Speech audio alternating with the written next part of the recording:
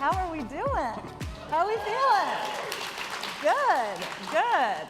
Well, we are so excited to be here to take a deep dive with all of you into what covers 71% of our Earth's surface. You guessed it, the ocean. To put that into perspective, this here on the stage is life on land, and you all are in the vast, vast ocean. It is a food source for billions and billions of people. It regulates the climate of our planet, and it is home to an untold number of life forms. Some of them are intelligent, they communicate, and they even feel love. And so it is so important for us to leverage all the tools at our disposal, technology and data being some of those, so that we can understand the mysterious ocean, the life that lives within it, and ultimately be better stewards of our planet and of our ocean ecosystems. Because, well, very literally our life depends on it. And so today, I am so excited to be joined by Heidi and Mark, who are absolutely experts and leaders in this field, to share more about what we can do to save our planet and our oceans. So, Heidi, let's start with you. All right. Tell us about your work at MBARI. What questions are you asking? What are you exploring? What's at stake? So, hey everyone, it's so great to be here.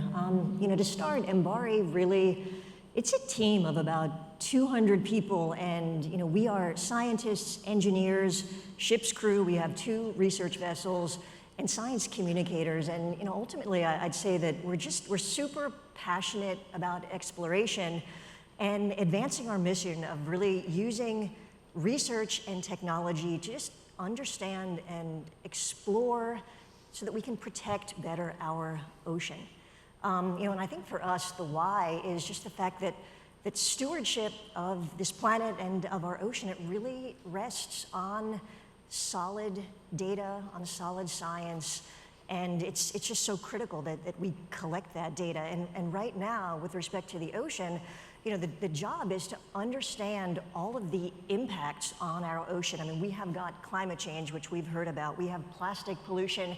We have overfishing, which Mark will talk about. And we're now at a point where we've overfished the surface, and we're beginning to issue permits to fish the mesopelagic, the twilight zone. And we're also now beginning to look at deep sea mining for minerals that will allow us to develop cleaner technologies. And so we are really at this point where we have to manage our resources, use this data in a way that we can do things sustainably, because there's so much at stake. And I think the way I think about it is that our ocean, it really is, it's the blue heart of our climate system, and it provides these tremendous services for us. I mean, it's soaking up more than 90% of the heat from global warming, and every year it soaks up about 25% of the carbon dioxide pollution that we emit from our day-to-day activities.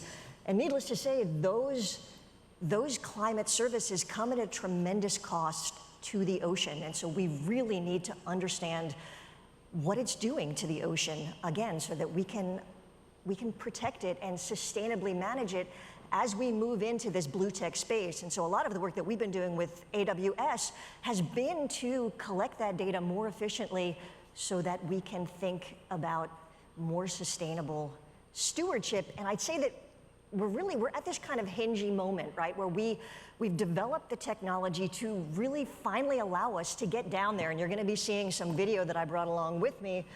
We've got the technology that's allowed us to finally explore the deep ocean, but we've also got the technology that allows us to exploit it at this increasingly fast pace. And so we got to kind of keep ourselves in check. And so it really is a big moment where there's so much at stake. Well, it's so exciting because, as we hear all the time, we are getting closer and closer to a point of no return. And so speed and urgency is critical. And it's just so exciting to see organizations like yours leveraging this technology, embracing this technology, being supported by your ecosystem to be able to do this work at the speed it needs to be done. And Mark, so Heidi mentioned you are focused on a specific area of sustainability and conservation, which is fisheries. What are you exploring? Questions you're asking? What's at stake? Yeah, thanks for having me. And you do such fabulous work on exploring unexplored expanses of our deep oceans. I mean, look at these videos, they're remarkable. There's also a certain reality that as we move closer to the surface, there's still a lot of mystery. When we think about global fisheries cover an area of our oceans about the equivalent to 3 times the global agricultural footprint, right? And while it is easy for us to see Indonesian rainforest being converted into palm oil plantation, American shortgrass prairie being converted into corn and soy production, it's much harder for us to understand the nature of what's happening in fisheries just because we can't see it. And a lot of what we're trying to do is to fill really critical data gaps that enable us to understand what's happening out there. And then in the face of the challenges that Heidi mentioned, acidification, warming, pollution, to really drive resource management so that systems and fisheries are more resilient in this much more dynamic future into which we're heading. And so the unknown, of course, has come up, that there's still so much of it, and that we need data and technology. And one thing you mentioned earlier, Heidi, that I find fascinating is that it's said that we know more about the surface of Mars than we do about our own ocean. Why is that, if that's an answerable question? But more importantly, how is data, and what ways are you using data and technology more specifically to explore that unknown? Yeah, and you know, I think it's interesting, and you mentioned mystery, right? And I think we think about the ocean, right? It's, you know, by volume, it's 97% of our planet, right? That is a lot. It's the largest living space on our planet. And, you know, I think we're kind of in this sort of team space, team ocean moment right now in the world, and you know, space is great. I'm clearly team ocean, right? And you know, and I think it is important to kind of unpack this analogy, right? We know more about the surface of Mars than we do about our ocean, and it's because the ocean is so hard to access. I mean, it's not like Mars is super easy either, but you know, it has been the need to develop the technology that allowed us to get down there. And so for me, I think the space-ocean analogy is a great one up to a point, because the ocean is here, it's on our planet, right? And I should say I use the word ocean singular deliberately because the ocean is one thing. It is completely interconnected. It is a world without walls, right? And the challenge of ocean access is really why MBARI was created, to develop and scale the technologies that we need to get down there. And the thing about the ocean, we've kind of shrouded it in mystery, right? We kind of enigmatize it for entertainment value.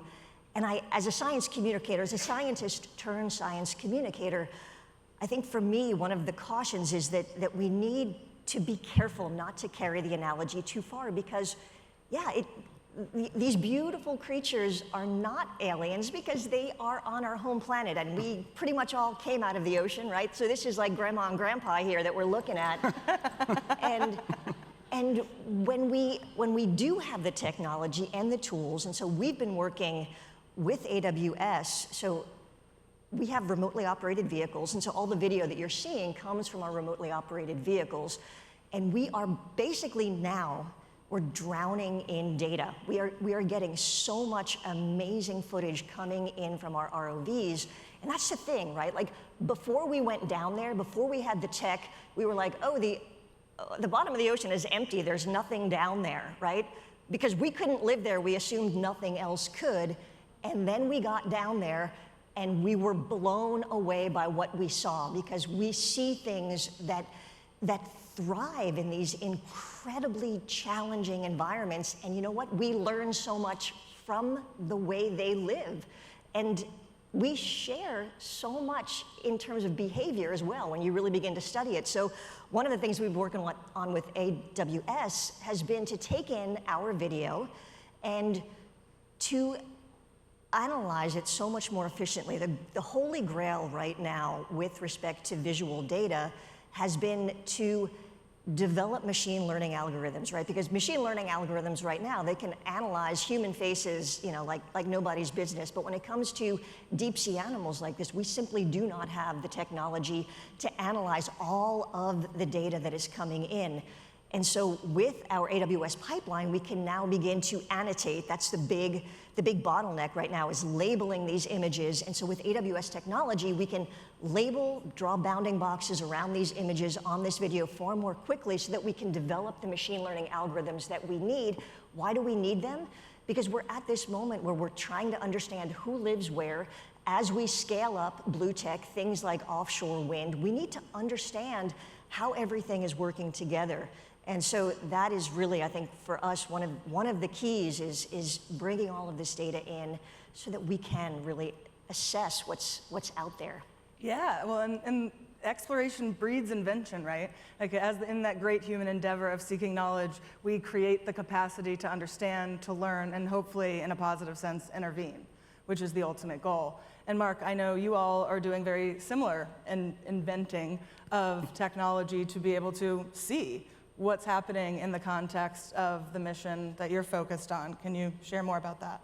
Yeah, today the reality is we are literally flying blind when we think about our kind of open ocean fisheries, right? And what I mean by that is that we don't have the science data that we need to get the rules of the game right. And ultimately, we don't have the compliance data we need to make sure that fishers are playing by those rules. So let me give you a sense of what's happening out there. Longline fisheries globally. This is a fishing strategy where you string out maybe 20 to 40 miles of line. It's linked by buoys, and then you drop down 3,000 to 4,000 hooks in each set, right? We think that those fisheries alone bring in something on the order of 60 billion pounds of unintended wildlife each year. Right? That's 100 million sharks alone, right? The equivalent of a blue whale every 4 minutes, every hour, every week, every year, right? And today, unfortunately, we don't have eyes on that. And so we really struggle to understand what kind of impacts that's having. So in those longline fisheries, globally, we have about 2% independent monitoring aboard vessels, right? And with those levels, like we simply cannot possibly think, my 5-year-old is like, obviously that's not good enough. So this is where technology comes in. So we've invested very heavily in what's called electronic monitoring. Think of that as video cameras on boats. And it's more sophisticated than that, but largely video cameras on boats. These are solvable problems. And I think, like MBARI, Heidi, we've ended up in this world where each vessel is producing terabytes of data. And so we've partnered with AWS in 2 areas. One is to figure out how do we accelerate the analysis of that data, right? So that we can turn raw video footage into actionable intelligence, right? Risk-based intelligence from a science and a compliance monitoring perspective. That enables us collectively, both in private markets and supply chains, and for management purposes, to stop seafood products that have been harvested illegally with labor abuses or with shark finning from entering markets. And ultimately, in this much more dynamic future that we're moving towards, to be able to identify early on when something's happening out there and to pivot and respond to it. Right? So one piece of this is kind of accelerating the kind of analysis of data, and that's where computer vision and machine learning tools come in. And then the second piece of it is these fisheries operate all over our global ocean, singular. And we've got to be able to connect data from this massive number of fishing vessels across this massive expanse of ocean in something close to real time. And so as a non-technologist, I've learned all about, from our partners at AWS, data lakes and cloud-based data computing. But what it's enabling us to do really increasingly is to take increasing country and market commitments to 100% monitoring, 100% transparency, and actually kind of realize better management, better resilience out on the oceans. Amazing. And as we're talking about it, and so many others have, it's all connected. And the theme of this block is people and planet, so we want to give you what you came for. So let's talk a little bit about the people side of this, the community side of this, how you are, in the case of MBARI, working with communities to help them take ownership of their own sustainability Yeah, that's such an important part of it. And I think, for us at MBARI, we really do think of science as a verb, right? Like it is the creation of new knowledge, really. And in so many respects, I think innovation and exploration are really connected, right? Like in the arts, in engineering, in research, innovation is really a form of exploration and trying to understand, how to create new knowledge and then develop the tools that we need to learn about the planet so that we can better manage it, right? And so I think for us, one of the things that we're really trying to do now is make sure that when we create this data, we can share it with communities. Because as I said, good policy, good stewardship rests on data. And one of the other examples of the ways that we're working with AWS is, okay, we've got all the video. We also have hydrophones, which are basically these underwater microphones. And what the microphones allow us to do is understand the soundscape.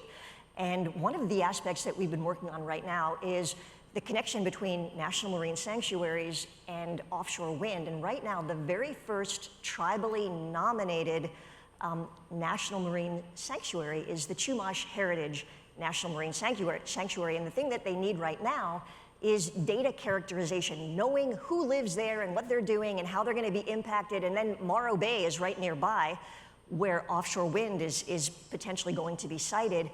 And so the acoustic data that we're collecting allows us to figure out who's there and how it's being impacted. And so the goal for us is to make sure, and with AWS, we have something called the Open Data Project, where we just serve up all of this data. The Chumash tribe can explore and look at that data, understand what is living in this sanctuary. The Morro Bay Project can understand who's there for offshore wind sighting. And so really it is this kind of nice coming together of a team, really, because we're one part of it, but the goal is to hand it off so that stakeholders can make decisions. Yeah, and because it's part of our home. It's part of our environment. Again, it's also a food source. And I'm sure the Chumash, am I saying that right? Tribe, the ocean that they are helping sustain there is also a critical food source for them and a life source. And so in your work with communities and sustaining the fisheries, what does the people aspect of that look like? Yeah.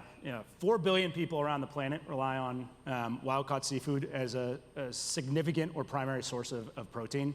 And so, we've got to manage these fisheries sustainably, not just for nature, but for people.